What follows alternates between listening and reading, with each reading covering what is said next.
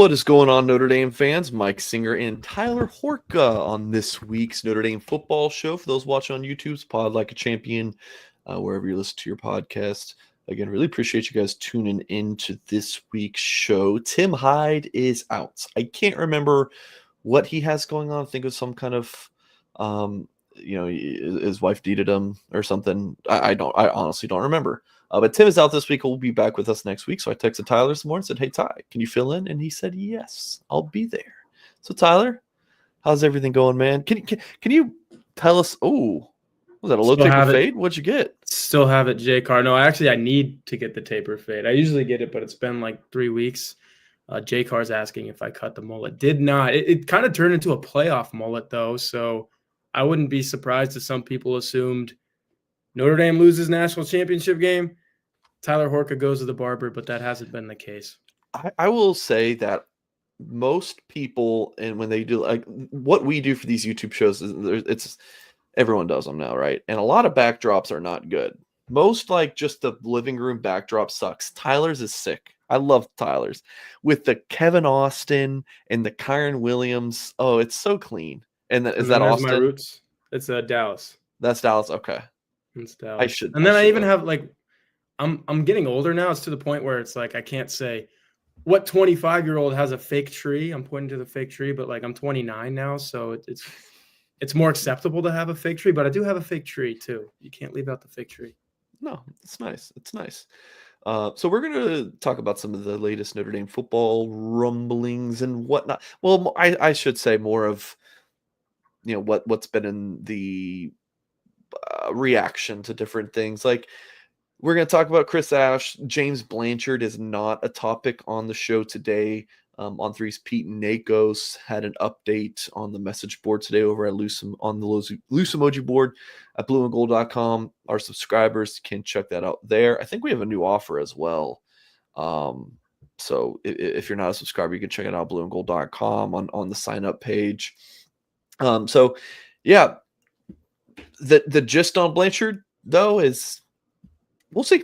Notre Dame wants him. Texas Tech wants him. We will see. I still think it's leaning Notre Dame, but again, we'll see. Folks watching on YouTube, hit the thumbs up on this video. Subscribe to the channel for more content. If you listen to this as a podcast, thank you as well. We just would ask that you would leave us a 5-star review wherever you listen to your podcasts. So, Tyler, the new defensive coordinator, Chris Ash, his most notable stops at Rutgers from 2016 to 19, Texas the year after as a defensive coordinator, if I'm recalling correctly. I'm pulling it up right now. Well, he's a defensive analyst and then defensive coordinator the next year. So he's obviously co-defensive coordinator on Ohio State's national championship team. Spent some time at Wisconsin as a DB coach and defensive coordinator, Arkansas defensive coordinator, that whole thing. So, Tyler, I had been saying like it's either it's time to promote from within and go with Mickens, or you continue to go the former head coach route, gray hair factor, that kind of thing, and you go with someone like Chris Ash. Do you like the move? Like, what are your thoughts about Chris Ash? Was this the right move for the Fighting Irish? I think Jack Sobel, our coworker at blueandgold.com, I forget exactly how he categorized this, but he said there are always 3 reactions to a new hire, and it's one, something along the lines of home run, this works, everyone knows it. 2 is somewhere in the middle, like this could work. So that's where I think I'm at with Chris Ash. And then 3, it's like what I think some people even treated it as 3. What the heck is Notre Dame doing? Mike Mickens was right there. I was kind of in that camp. I'll put it this way. When the job came open, when Al Golden goes to Cincinnati, my gut reaction was Mike Mickens has been talked about as a guy who is ready to be a defensive coordinator. Again, I'll throw Jack into this. He always said that doesn't mean he's ready to be a coordinator at Notre Dame. But then my refute to that was always, dude, Marcus Freeman was like 35, 36 when Notre Dame said, hey, you're our DC. I get it. He had already been the DC at Cincinnati for 4 years, but Mike Mickens is 37 right now, I think. I thought he could have been ready for the job, but guess what? To your point, Mike, that you just made, Chris Ash is probably more ready for the job. I mean, he's been a defensive coordinator at Wisconsin, Arkansas, co-defensive coordinator at Ohio State when Ohio State won the national championship in the 2014 season. And then you mentioned the Texas DC job. He's been in the NFL. And the comment that Marcus Freeman made on Saturday, Mike, you wrote the story of when it became official. So you probably saw the press release. Marcus Freeman said, "This guy's been a head coach. He's been a defensive coordinator. I love that on my staff." It's the same reason he hired Al Golden. And I would love to go back 3 years, Mike, because I want to know what all these people in the chat and all the people on our message board and all the people on Twitter were saying when Al Golden was hired. Were some people like, "Hey, what the heck are we doing? This guy hasn't been a college coach for however long." It's kind of the same thing with Chris Ash. This is the one thing that intrigues me, Mike, and I don't know what I want to know what your thoughts are on it. Because I haven't really dug into this all too deep. We're going to have some Chris Ash stories coming out at blueandgold.com this week, but you've got to go all the way back to the 2020 season just to find tape of a Chris Ash defense, right? Like that's the last time he oversaw a defense. I'm a little bit worried about that, but then you look at Al Golden. He wasn't a DC with the Detroit Lions or the Cincinnati Bengals, and when he was a head coach, that wasn't his defense, so you had to go way back as well. That's why I think we're in the camp of number 2. This could work. Like, let's not throw this away. The Chris Ash thing could work. Okay, so you bring up the Al Golden thing. I got his Wikipedia page pulled up, and as we know, Wikipedia is always correct. Their career history stuff is always accurate most of the time, right? I use it all the time. Okay, so strikeout.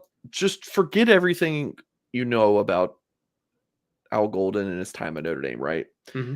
You're the Bengals linebackers coach. Played in national championship. You played in the Super Bowl. Awesome. Okay. Bengals linebackers coach for a couple years.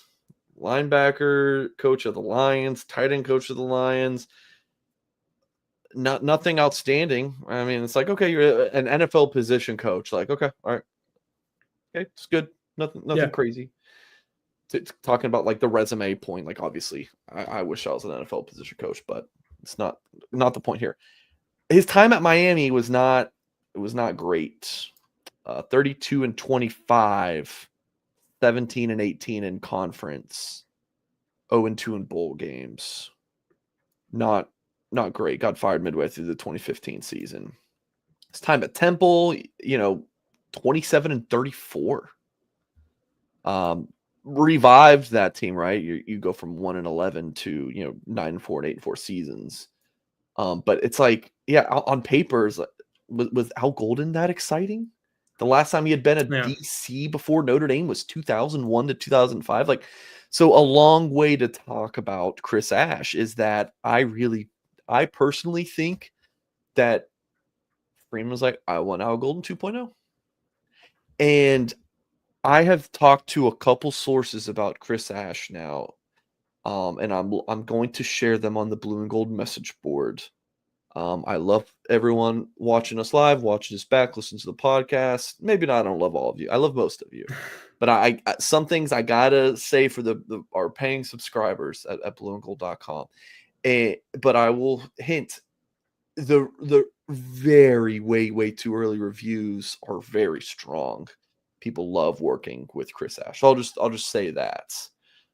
So I've seen a couple people be like, well, I read an article from a few years ago where he was mean to his players.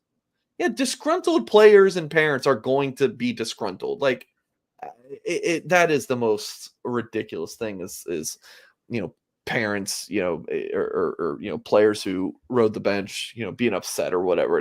It's I don't care. Here's the thing. A big deal to me. I love that you brought up the whole being mean point thing, because I'm going to spin this, and I've already put this out on social media, I think like a week ago, when the first report that Chris Ash was going to be hired came out. Urban Meyer, say what you want about him. Dude won a national championship. Wasn't there a season in there where they were like ineligible for the postseason too, and maybe they were the best team in the country? It might have been the year before they won the national championship. Like, these guys, Urban Meyer's a good football coach. He entrusted Chris Ash and hired Chris Ash to run that defense, run that Ohio State defense that eventually won a national championship. They probably had more firepower the offensive side of the ball that year than on defense, but whatever. They won it all. And then Urban Meyer, and this is where the Urban Meyer story gets funny because he goes to Jacksonville and it just doesn't work out, right? Like he's not an NFL coach. You can't be mean to the guys like you were in college in the NFL. But even when he tries that endeavor, he hires Chris Ash again. Like this guy, Urban Meyer, can pretty much have anyone at his disposal, 10, 15 core coaches. And he's like, yeah, I want Chris Ash to be one of those. So the fact that this guy, who is a top 5 college football coach of the last 3 decades, probably. I mean, the national titles that he won at Florida, the one that he won at Ohio State. He wants that guy, Mike, like twice on his staff, Chris Ash. Urban Meyer wants Chris Ash on 2 separate occasions. And it goes back to the being mean part because Urban Meyer, a-hole, right? I have a theory that all good head coaches or coaches in general have a little nasty mean streak in them. Like you have to. Nick Saban, there'd be people that say, I hated Nick Saban that played for him, but then 5 years later, they're like, actually, he made me a lot better. I love him. 100%. I don't know if they're saying the same thing about Urban Meyer and Chris Ash is like an extension of that, but all I'm saying is if Chris Ash has a little bit of nasty, who cares, man? Like, you got to be able to resonate with that if you're one of these kids. But if you do take that coaching the right way, I think you can be better for it.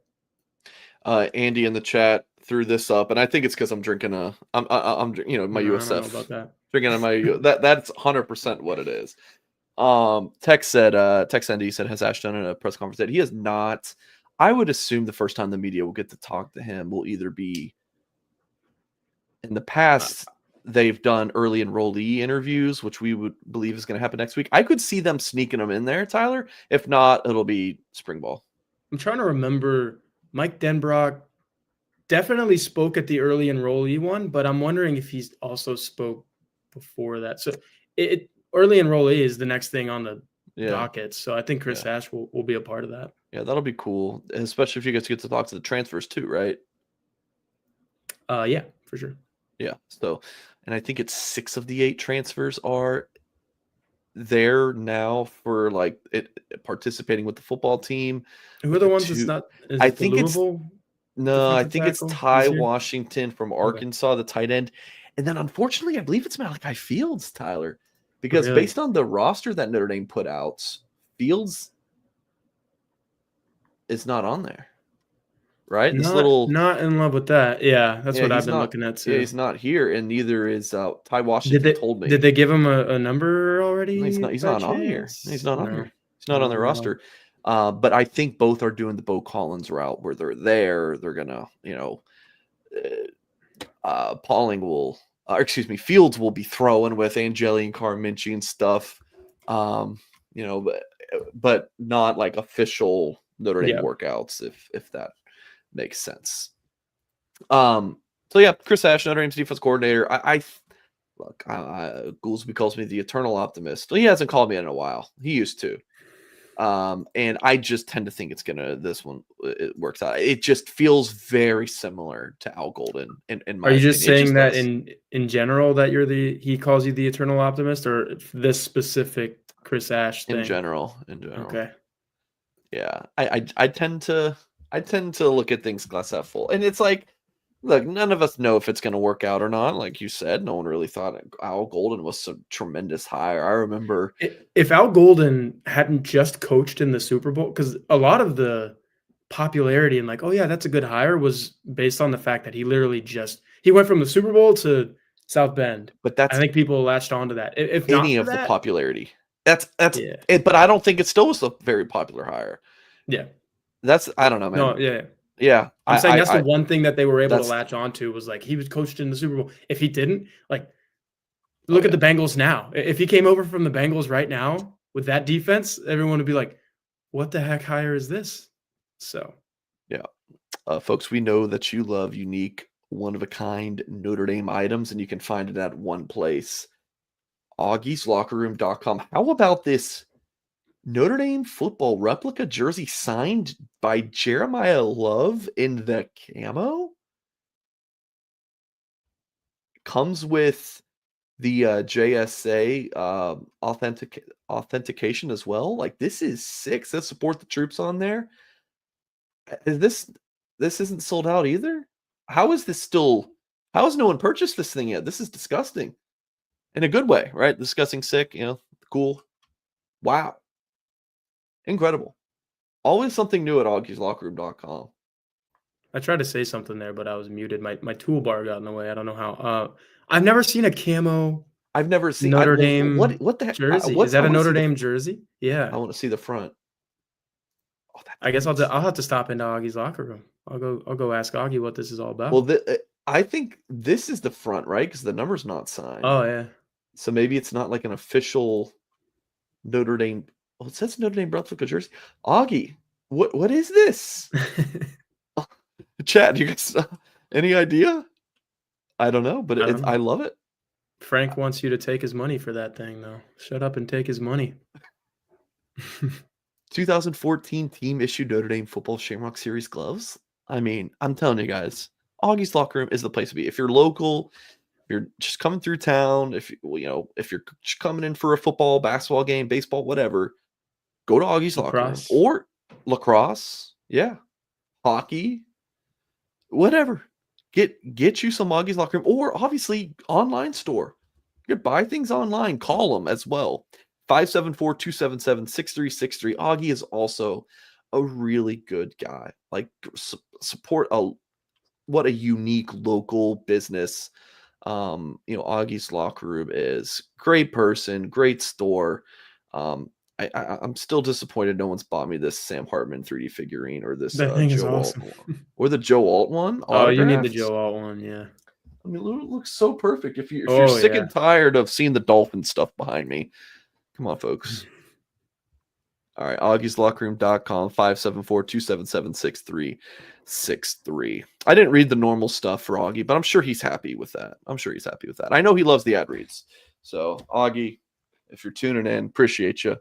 I think he got some extra time though with us He did. examining that jersey, so he should be fine with it. Yeah, long spot. Anyways, so this came out today.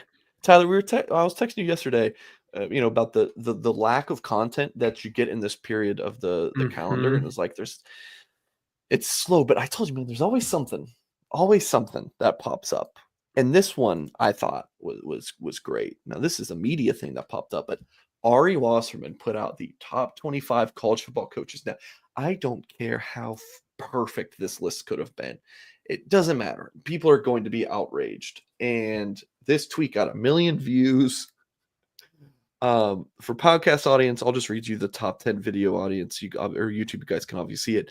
From 1 to 10 in order: Kirby Smart, Ryan Day, Dan Lanning, Steve Sarkisian, Marcus Freeman at number 5, Dabo Sweeney 6, Deion Sanders at 7, Kyle Whittingham 8, Kalen DeBoer 9, Josh Heupel is 10. Other notables: Brian Kelly 15. Excuse me, James Franklin 15, Brian Kelly 16, Lane Kiffin 17, Bill Belichick 21, Lincoln Riley 22, Brent Venables 23. 2 thoughts on this list that jump off right away. Man, it just feels like a new wave. Like with when Saban left, it feels like post Saban, it's like a new era of so many coaches that are coming up in the ranks. That was my first thought. Like guys who were not at the schools 3-4 years ago. And then the others being like, Ari, clearly this list is what have you done for me lately? Otherwise, if it's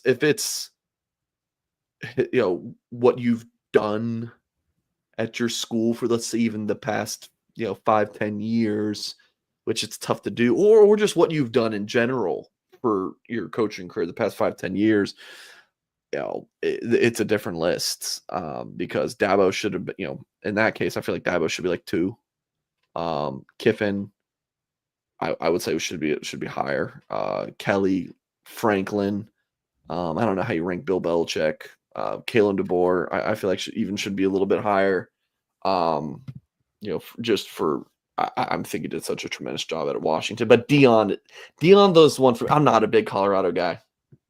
I am not a big buying into the Colorado hype. Just like Lance Leipold, great coach, I'm sure, but I don't think he should be in the top 15. Like it's Kansas. Like what I mean, you turn around a bad Kansas team. That's awesome, but does that make you a top 15 coach in all college football? I don't know. Tyler, what are you thinking? Well, I'll take it the Notre Dame route first. Yeah, let's go there. Yeah. You Notre Dame fans should be over the moon that Marcus Freeman is in the top 5 of this list. And I didn't read the comments. You said there's 1 million views, Mike. So Yeah. I'm sure there are some Marcus Freeman detractors among those probably in the comments. But I don't know if you can really argue Dabo Swinney, I've always been a defender of. He's got 2 national championships. I agree. What I else do you want? Yeah, I get it that he hasn't adapted in the last 5 years, and they haven't been the same in the last 5 that they were the 5 or 7 before that. But that doesn't mean he's a bad coach. Kirby Smart hasn't won a national championship in a couple tries now. Notre Dame is a reason why in the last one. He's still the top coach in college football. So I think Dabo was knocked down a few too many pegs because of that. But like I said with Marcus Freeman, you're not putting 7 ahead of 5 on this list. That'd be putting Sanders ahead of Freeman. You're not putting Kyle Whittingham in the season that Utah just had ahead of Marcus Freeman. Kalen DeBoer, bad season at Alabama. Notre Dame won 11-1. Like, I'm looking at Marcus Freeman at number 5 on this list, and I'm saying, I think that's a solid 5. Like, I think he's in there. You know what I mean? Like, he's in there with Steve Sarkisian, who's taken Texas to the Final Four, if you will, the last 2 years. Like, I could see Marcus Freeman. Notre Dame just got to the national championship game, right? I could see Marcus Freeman getting Notre Dame back to the semifinal of the college football playoff, maybe even the national championship game again. Like, I think we all think at this point that that's who Marcus Freeman is. He's not the 8-4 guy, the 9-3 guy. Now, if Notre Dame goes 9-3 with Steve Angeli or CJ Carr, whoever it is, I think you probably knock Marcus Freeman back down into that 7-10 range. But if the Irish just have another season like they just had, yeah, he's in there with Dan Lanning and Ryan Day, and he beat Kirby Smart. Like, yeah, that's a feather in the cap right there. So that's the one thing, is the Marcus Freeman angle. And then, I mean, I think there are some outliers here. Like, is Brian Kelly really a worse coach than Kenny Dillingham or Josh Heupel even? Like, I get it, the LSU thing isn't quite working out, but when Brian Kelly was at Notre Dame, he was pretty much in the top 10 every time someone did one of these lists, right? Or bordering around 5. Yeah, has he really fallen to 16? I'm not sure. I do know he's got a lot of pressure down there now. Oh yeah, Like, I was on LSU radio show leading into the national championship game, and they were all asking, like, how was Marcus Freeman here now, 5, and how was Brian Kelly 16? It's been quite a role reversal, but yeah. I mean, it's very much what have you done for me lately? It 100%. just is, yeah. Look at Lincoln Riley at 22. I think that's crazy too. Notre Dame rival, so I'll bring that into it. But when he was at Oklahoma, he was 4, 5, 6, 7, Sure. somewhere in there on this list. So that's why I started my banter with Marcus Freeman. Really, really nice to be able to say, like, but then again, it can get away from you in a heartbeat, right? So, like, Marcus needs to keep chugging along here for Horka, sure. how long has Sark been at the head coach of Texas? First season was 2021. So what is that? 4 years? 5? So that's what I was thinking as I go through this list, and I talked about this a minute ago. Like, around like 2021, 2022-ish. Look at all the coaches on here that this was their, like, they were kind of just starting and they weren't even at their school yet. That's another huge, like, I mentioned Kenny Dillingham, Kurt Signetti, heck, Cristobal's only Freeman, been at Sark, like Signetti, Kalani Sitake. I'm looking at guys who have been where they're at for a while. Sitake, Ferentz, Franklin. I mean, Kiffin's been there how many years now? Oh yeah, I guess he's been there since like 19, something like that. 20. Yeah, Franklin's obviously been there for a while, but it's a good point. Just it's such like a obviously. Well, here's Whittingham's been at Utah forever in Dabo, but yeah, it's really interesting that like 70% of this list is or 65, 70% of this list is like they're still pretty new at their respective schools. It's fascinating to me. It's kind of a foreshadow for something that we're going to get into later on the show. Not to do with coaches, but not staying somewhere very long. We're going to get into that. I don't even remember what that is. I've seen it on the rundown. Yeah. Right Okay, yeah. You're right. But yeah, to that point though, Mike, it kind of shows you that if you leave and try to do it somewhere else, grass ain't always greener, right? Like Kelly, Riley, like these guys who left. I would even say that, well, he didn't have like the reputation, or he wasn't at a reputation school either, but people thought more highly of Kalen DeBoer at this time last year than they do right now, because he was coming off a national championship game appearance. Like 9-3 at Alabama doesn't. I do too, but 9-3 at Alabama will get you knocked. 9-3 at Alabama will get you knocked down below Kyle Whittingham and Deion Sanders on this list. You know what I mean? Like, I don't know. I like Augie a lot. That's a good shout from Frank Sabino. Clark Lee. Like, if you're just talking good football coaches, the season that he just had at Vanderbilt, maybe you throw him in. I'm trying to see who you would kick out. I don't know. Brent Venables hasn't been great at Oklahoma. Andy said Ryan Day's way too high. Who's on the hot seat until he won a natty? Isn't that crazy that we're talking like a month ago, Ty? It was like, here's the thing. Maybe a little over a month ago. It's like, oh man, if they lose to Tennessee, beginning of the playoff, we talking about Marcus Freeman over there? That's what a role reversal, dude. Here's the thing about Ryan Day. I think people are way too hard on him. He's got a Michigan problem, and that's literally it. He beats everybody else. I think he's 70-10 after the Notre Dame win. 70-10. Marcus Freeman already has 10 losses. He's coached half the time as Ryan Day. Ryan Day's a national champion. He went to another national championship game. He can't beat Michigan. That's pretty much it. 4 of his 10 losses are to Michigan. Well, yeah. Ryan Day has a Michigan problem. Marcus Freeman has a MAC problem. Sorry, too soon. I mean, he coached the Notre Dame defense against Toledo, I want to say. Yes. Right? That was this year? Yeah. 21? Yeah. Sorry. Too soon. That first half against Miami, Ohio, I was like, dude. Oh no, this is going to be a really, really long season. It's like 7-3 late into the second quarter. Yes. And then, I thought the season was like legitimately over right there. I thought we were covering 8-4 Notre Dame again, but proved us wrong. And now he's number 5 on Ari Wasserman's list. That's quite the turnaround. But I just my overarching thought on this is like, I think there's clearly a number 1, and then other than that, it's like, okay. So let me bring up the Ryan Day thing again. If you're, because I know most people watching this are probably anti Ryan Day, and that's just not a Notre Dame thing. That's a college football thing. But I defend the guy. Who are you putting at number 2 instead of him? There's not many on this list that have won a title. It'd be Sweeney. But is that it? Those are the 3. Jeez. In the entirety of college football. Yeah. To me, if it were me making this kind of lists, it would have to be like man, what have you done for me in the past, between 5-10 years, that kind of thing. And I would personally have Dabo still like number 2. Oh, PW just dropped a 50 bomb. PW, appreciate it. He says, regardless of record, Freeman is a much better human being than Kelly. Yeah. I mean, we're not seeing as many dance moves out of Kelly these days, man. What a wild time that was. What a wild I have time. A pretty crazy Brian Kelly story that I've never said over the air, and I don't think I'm going to say it right now, but... Then what the hell did you just tease us that for? I don't know if I can do it. Yeah, I don't want to egg you on. I don't know what it is. I wasn't there for it. I don't know if I can get in trouble for this. Maybe we save it for next week. I'll tell you after the show. We'll cliffhang some people here.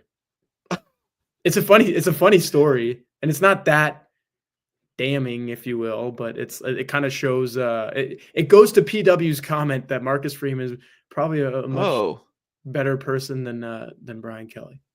huh. Okay. Well, we'll review that after the show. PW, appreciate the $50, man. It's always good to see you People are going to commenting. be And very mad now.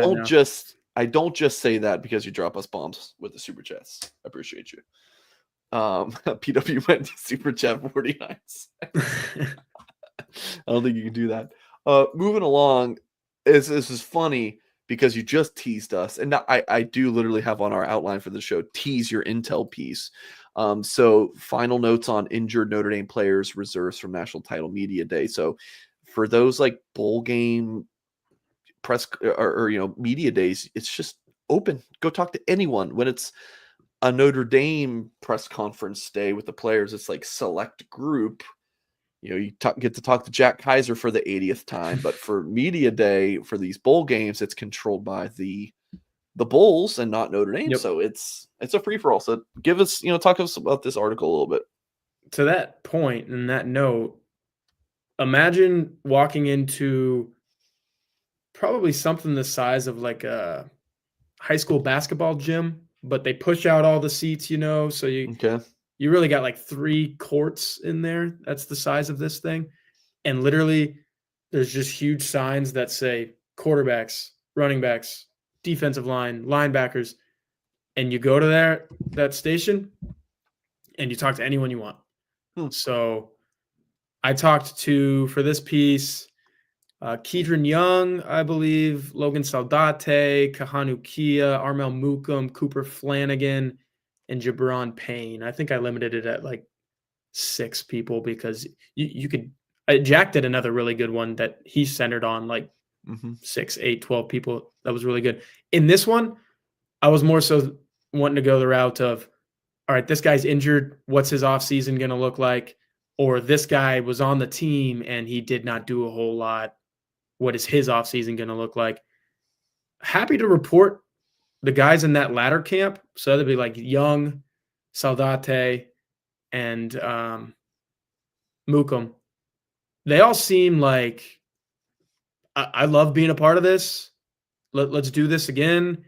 When we do this again, I'm going to be more a part of this. So like Keidron Young, if you're worried that he's going to leave Notre Dame because he's not touching the ball, and Jeremiah Love, Jadarian Price, those guys are still here, I wouldn't worry about that. I would worry more about Jabron Payne with that April period coming up, Mike, because, I mean, you tear your ACL. I think it was a torn ACL for him in spring game, right? It was like literally in the game. He gets his job taken away from him by Aeneas Williams, basically. I think he's going to be a full go in spring ball, and we'll see where he is. But like, if he's RB4 at best, is the writing might be on the wall there, even though he didn't tell me that. He's really trying to become a factor somewhere. Not sure that's going to be Notre Dame. Armel Mukum, same thing. It's like, this should be his time, right, Mike? But Notre Dame brings in 2 defensive tackle transfers at his position. So you're looking at that April period. Even though I wrote glowingly about some of these guys in this piece, you can't be too shocked if anyone takes that April opportunity to go to a different program. Yeah, what a loaded backfield. When you return all guys on paper, add Payne back into the mix. And then Nolan James Jr. is, I think he's outstanding. Notre Dame's running back commits from New Jersey that they flipped from Boston College. Like I could see him as someone who could play early. And Keidron Young. I love Keidron Young, dude. It's loaded, dude. I'm gonna tease. I talked to Keidron about his situation, but a little bit about his past, because you know me, Mike. I love doing these human interest stories. Like, who is this guy? Take the helmet off. Who is Keidron Young? That dude has a story, and I think I might tell it this month. Maybe wait for spring ball, because I think the interest starts to peak again. Okay. Correct me if I'm wrong, chat. Right? Like, people, March comes around, and you're like, oh yeah. It almost feels like Notre Dame football season light. And I've covered 3 major programs now: Texas, Mississippi State, Notre Dame. I did not feel the same spring ball energy at those other two places that I feel at Notre Interesting. Dame. Like it's like a major deal here, and you can feel that. So Hmm. that'd be a good time to put out that Keidron Young feature. I think he's a tremendous dude. I also think he's a really good football player. Like, yeah, maybe he can't do all these other things that Aeneas Williams does, and that's why Aeneas Williams is on the field, right? But if you give Keidron Young the ball and just say, go north, south, Yeah. get yards, I love that guy for that Yeah. job, Yeah. Of course, Tyler loves the Lone Star State native, Keidron Young. I'm shocked. right? Lufkin, But Texas, baby. East if Texas. you like, you think about like your Audric Estime, your bigger bodied running back, your power guy versus like your do it all Kyron Williams. Mhm. Keidron, JD Price fit more of the power back guy, even though JD Price can break one, right? Yeah. But Payne, Nolan James Jr., and Aeneas Williams to me have very similar skill sets. So I'm like fascinated to see that pecking order. Like you would assume it's going to be Aeneas at the top, but who And then knows? Jeremiah Love is just I literally wrote He's a it little different. today. He's a little different. Article I did today. Can Jeremiah Love win the Heisman at Notre Dame? Dylan McCullough commented on this at the media day that I was just telling you guys about. And he basically said yes and no. I'll let you read the story to read between the lines of what exactly he means by that. But in the story, I literally compared Jeremiah Love to Reggie Bush because I'm like, I think this guy has the same home run ability. Like he is a showstopper. He is a superstar that when he gets the ball, you want to see what happens. And I mean, there have been guys like that since Reggie Bush, obviously, but in my football watching experience in mind, I see so much of Reggie Bush in Jeremiah Love, and that I get it. You guys don't like USC, but that's a compliment. You guys saw what Reggie Bush did at USC. I think Jeremiah Love, because did you know that Reggie Bush in his first 2 years he didn't run for 1,000 yards? Like it took until that third year as a starter to win the Heisman Trophy. And I'm not saying Jeremiah Love's going to win the Heisman Trophy, but I think he's got that like Heisman type of medal. Aura. Like, Yeah. yeah, aura. Yeah. Yeah. I'm brain rot officially. I'm saying aura now. But yeah, I like it. Start the He's got campaign aura. now. He's got Folks, aura. please hit the thumbs up on this video. Subscribe to our Blue and Gold YouTube channel for more content. Little tease, we are launching a new show, hopefully next week. Tyler and I will be on it. I was working on some graphics and stuff for it today. I think it has the chance to be pretty cool. Unique. It's going to be unique. Unique in the sense that I don't think anyone else is doing this on YouTube. Not in the Notre Dame space. Definitely not in the Notre Dame space, but not unique in the sense that I stole this from a TV show. But I don't know. We'll see. I've got high hopes. I think it's going to be pretty cool. And Tyler and I will be on it. How about this stat today, Tyler? 60% of the top 10 quarterback recruits have transferred. And this is from the 2021 to 2023 classes. What does this tell you? What when you saw this, what was your first thought? Yeah, it's never been easier to leave. Basically pick up and start anew somewhere else. And I don't know if you can do this for every position group, but quarterbacks, like you just have to go, right? Like, and that's why I think Notre Dame's situation is so unique right now. Sorry, I'm reading the Yeah, chat. there is a lot of teasing today. It's just teases. Tyler's flashing the hair. It's all a big tease. Yeah. Like I think there's a sense of urgency in college football right now that like the money is out there. People are seeing the numbers and they know that if they go someplace where they have a better chance of being a starter, they have a better chance of taking home a bigger paycheck. And that's a win-win for these guys, right? Like Riley Leonard could have stayed at Duke for his last season, but he would not have made anywhere near the money. Yeah. He would not have gone to the college football playoff, let alone the national championship game. I don't think the people at the Senior Bowl last week would have been talking as highly of him, even if he had the same performance and he played really well down there in Mobile. Maybe it was some home cooking. I'm not sure.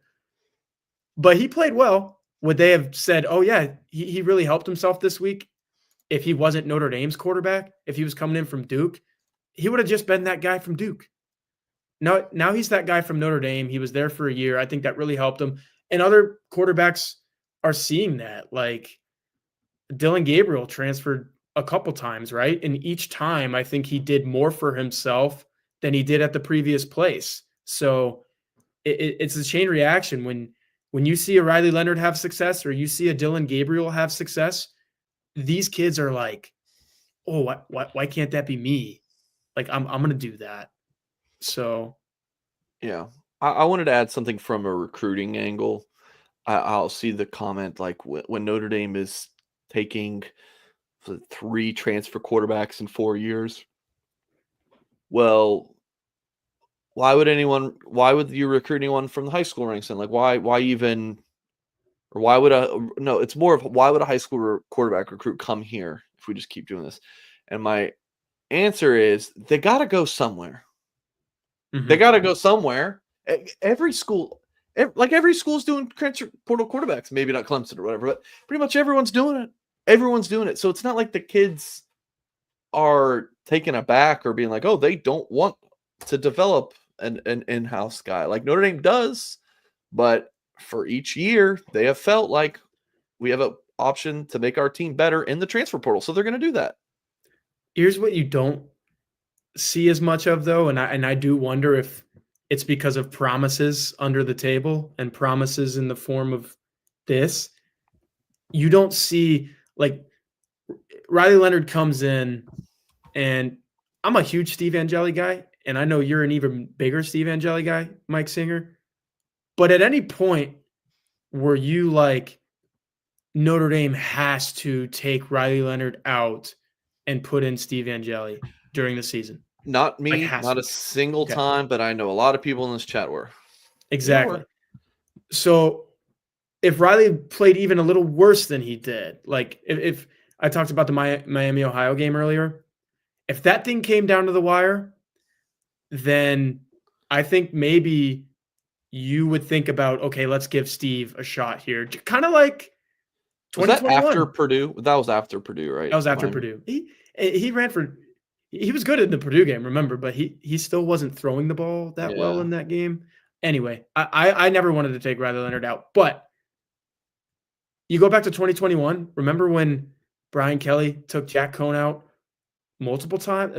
I think he actually had an injury in the Soldier Field, Wisconsin game, but he came out. Yes. But then the Cincinnati game, he was just straight up replaced. Virginia Tech, right? Virginia Tech. Yep. So there's the 2 times. Straight up replaced.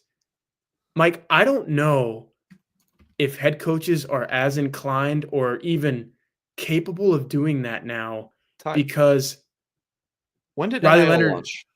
Was that 22 I think or 21? I think it was 21, but it wasn't. No, it wasn't this. Yeah, it wasn't this. Yeah, like so you didn't have the same financial commitment that Jack Cohn did Riley Leonard. Exactly.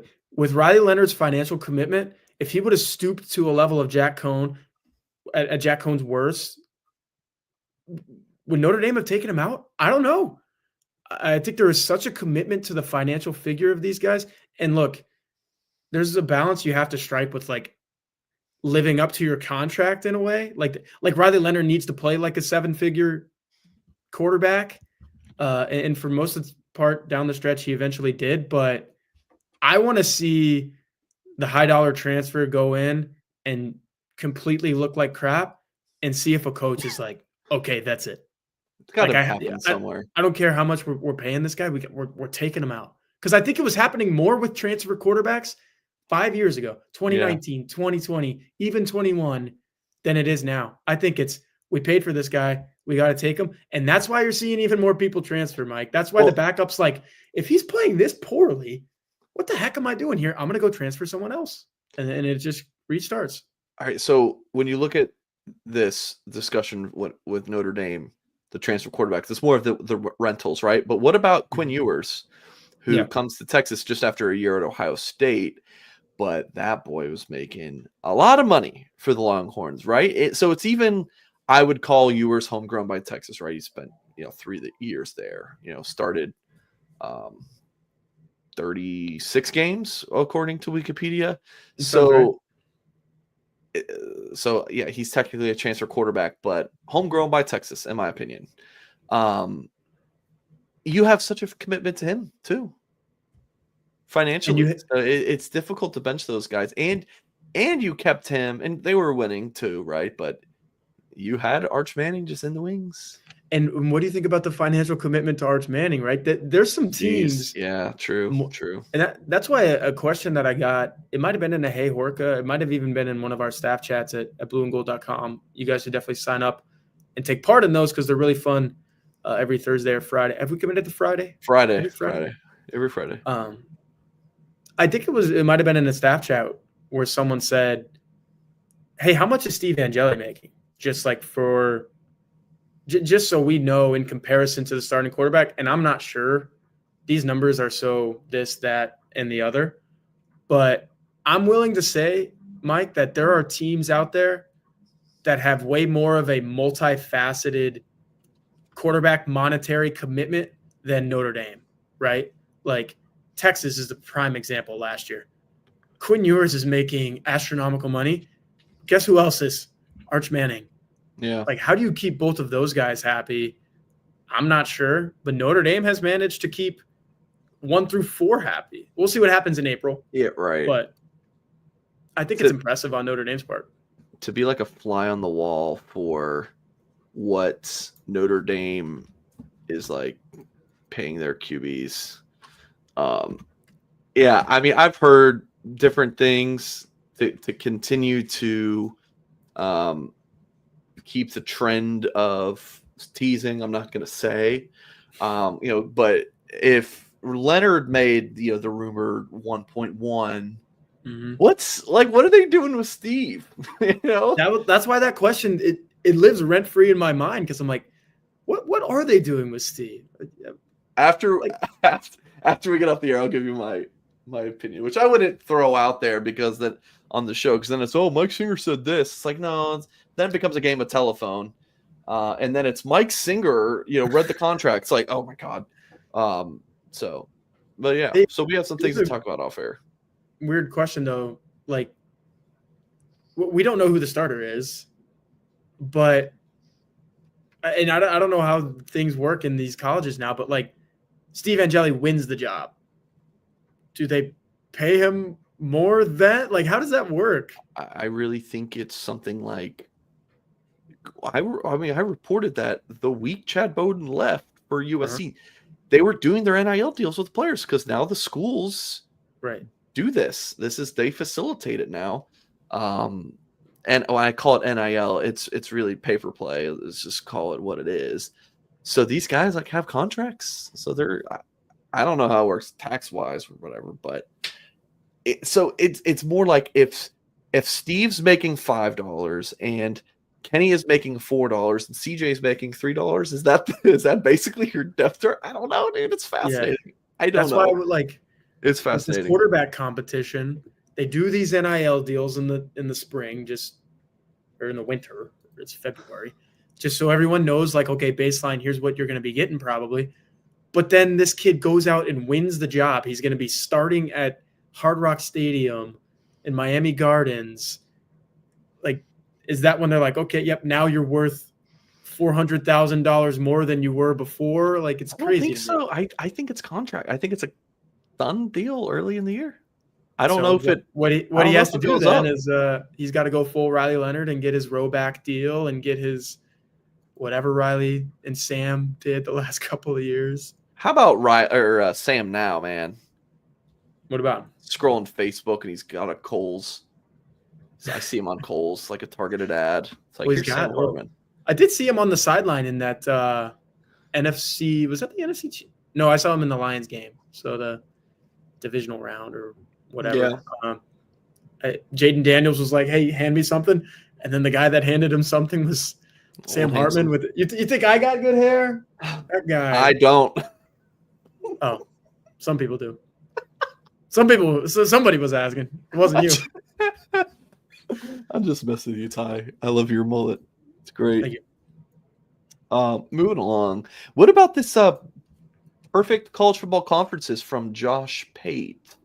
Another one of those things for podcast audience. I'm not going to list every school and where they're at, but it's pretty much if it just seems like what the conferences were, 30 some odd years ago. You know, around the time I was born, minus some things here and there. But what would you think if this? I don't want to spend very long on this, Ty, but to me, this is the college football that I grew up with. Like each of these things, I love it. Like I don't like, I am not a fan of the expanded Big Ten with USC and UCLA and Oregon and Washington. I don't like it. Give me my old school Southwest and Big 8 and Big East. Like, give me the Big East back again. Like, I would like that. The Big 10, or excuse me, the Pac-10. I like regional rivalries. I do. I also like the national one with Notre Dame and USC, but I like my regional rivalries in conference.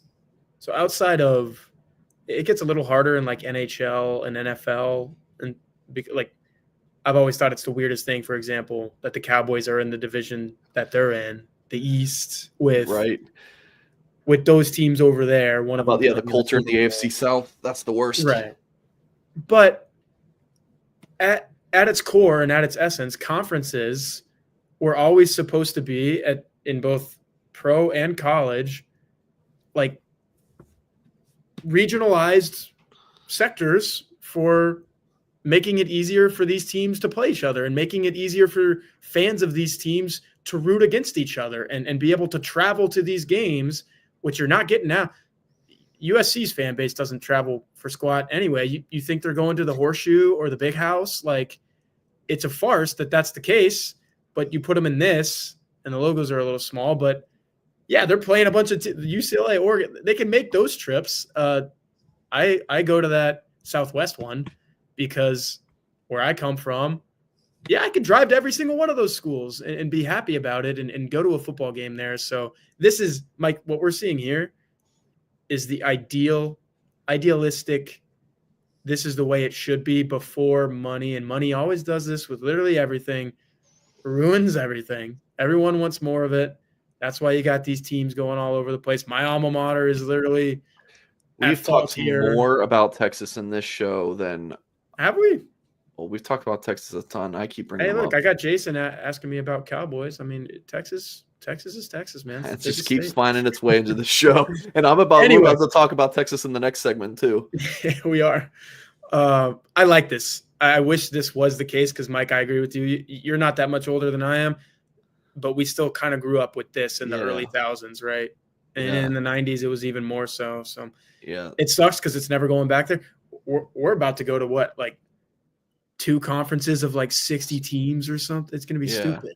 Yeah, the Southwest Big 8 thing, I was too young for that. It was just been the Big 12, and then, your Rice and Houston and TCU were, spread across your now group of fives, right? Like TCU in the Mountain West and Rice, wherever the heck Rice was. But yeah, I love it. And of course they have Notre Dame Independent, which as this continues to take place and move and whatnot, there's Notre Dame just independent. I like how Northwestern and Vanderbilt just got demoted to. I love it. Start a little independent conference. I know that's the most, oxymoron thing, but I would love Notre Dame playing, Northwestern and Vandy. I think that would be cool. Clark Lee. I would hey, we got a trip to Nashville coming up for work, Mike. I would take some semi-regular trips to Nashville to go cover a college football game. Not a bad place to go, and neither is Evanston. Shout out to our buddy Patrick Engel. That's right. But yeah, it's not going to happen. And Josh put in a reply. Josh Pate promotion relegation system baked in. Yeah, I mean it's cute. It's not going to happen. I would love it. Sounds like you're the soccer that you watch, right? Relegation and stuff. Yeah, don't get me started. We don't have enough time. I think they do a lot of things right over there. ESPN, we talked about this in the show last week with Tim. And by the way, if you're just tuning in, Tim had to call out for this week. I think his wife is out of town. I want to say that's what it was. His wife is out of town. So he has all the kids under his watchful eye. So ESPN did a just stupid way too early bracket prediction for the 25 to 26 season. Well, our Andy Staples did it on 3. He's got Notre Dame in the 6. So okay, Texas is 1, Oregon 2, Clemson 3, BYU 4, and they are keeping the same setup for the playoff as they did from last year. So I don't love that. Quick side note, by the way, there was a report a few days ago about Notre Dame keeping the top, or like playing more of the top ACC teams instead of just the bottom of the barrel. So more Florida State, more Clemson. So that would be awesome.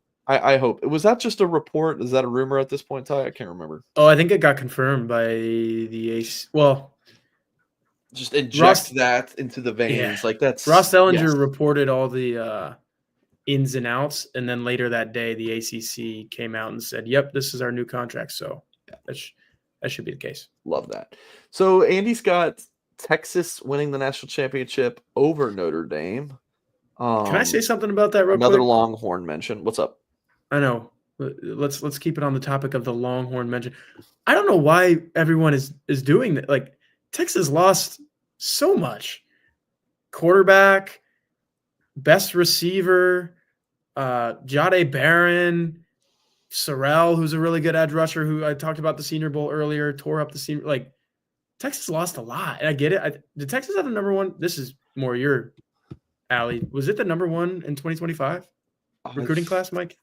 Think so. But that should never be a barometer for like, oh yeah, they totally reloaded. Now they have a bunch of really talented freshmen. Like, nobody ever says that. Talk to me in a couple years about that, right? So this is Andy Staples saying Arch Manning's the real deal. Steve Sarkisian calls the heck out of an offense. They're going to look good.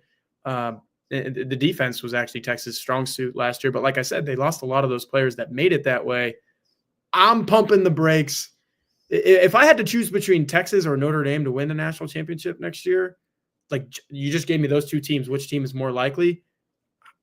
I think I might pick Notre Dame.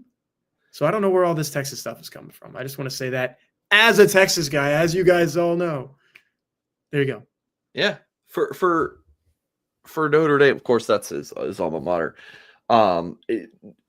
Andy's thinking Notre Dame's got his quarterback situation figured out, and Andy is dialed in with what's going on in Notre Dame. He's very aware of the quarterback situation. So Andy feels good about a first-time starter. I mean, between your 3 guys, I think he's a Carr guy too, if I'm not mistaken. I think he really likes CJ Carr. I mean, I don't understand how anyone with these 3 quarterbacks, especially Kenny and CJ, can pound their fists on the table one way or another, unless you're like have very intimate knowledge and you've seen these guys practice. I don't know how you could feel very strongly one way or another about them. Steve, I understand if you have more of a stronger opinion just based on what we've seen in games, but otherwise, like the anointing Carr thing, don't get it. I get it. I saw him 3 or 4 times as a recruit in person. He's a very talented quarterback, like a modern day guy. Like, he can make all the throws. He's mobile, but you just really don't know. Like, when you play in college, he's got all the tools, but I don't know how it's going to translate. I mean, I don't know. I truly don't know who's going to win this battle. I think if you made me pick right now, I would say Steve, but I am just so excited for spring ball, man. Spring ball might be I think we might get more like total page views on Blue and Gold in March or April, whatever month has more spring practices than January, the national title run, because people are going to be wanting all of the quarterback battle updates, and we'll definitely be giving it to you. This is a big one because, one, like I said earlier, spring ball, South Bend, it's different. I've done this at multiple places. It's different here. 2, I believe this is the first like legit quarterback competition that I've covered at Notre Dame.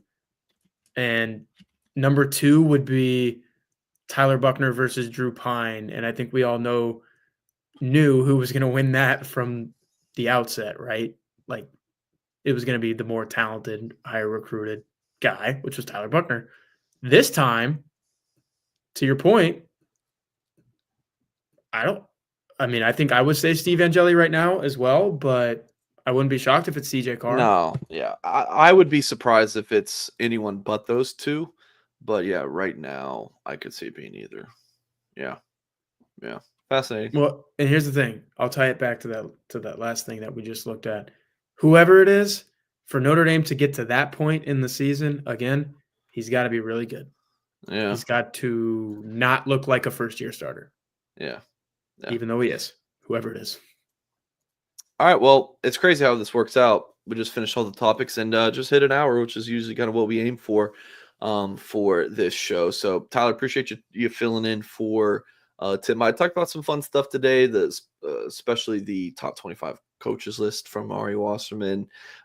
It's kind of the dog days of the college football year, which, as you guys know, when you're watching the show, it is very much a 365 thing. Like, it is always something. And as I say, it's in the dog days of the year. Notre Dame has a job opening right now with the GM thing, which is fascinating. So there really always is something. So Ty and I have to talk about some things apparently. So we will do that. And we will have that new show hopefully next week. And I guess we're going to be in Nashville, like you said. So I don't know if we're going to have that Tuesday night show with Tim, because we're going to be at dinner with our boss. So maybe I'll be doing a show like from dinner. A live stream from dinner. Yeah, just I've got one of those. What's it called? Is it a tripod for your phone? But it goes like this high off the. It's like a table tripod. You put your phone on it, Probably for like TikToks and stuff, but I don't make those, so I've never opened it. You can just set it on the dinner table is what I'm getting at. Yeah, we'll do that. We won't, but I'll keep you guys posted. I'll tweet something on next week. So again, I really appreciate everyone for watching the show, watch it back, listen to the podcast. If you're on YouTube here, please hit the thumbs up on this video. Subscribe to the channel for more content. And as always, folks, we will catch you next time.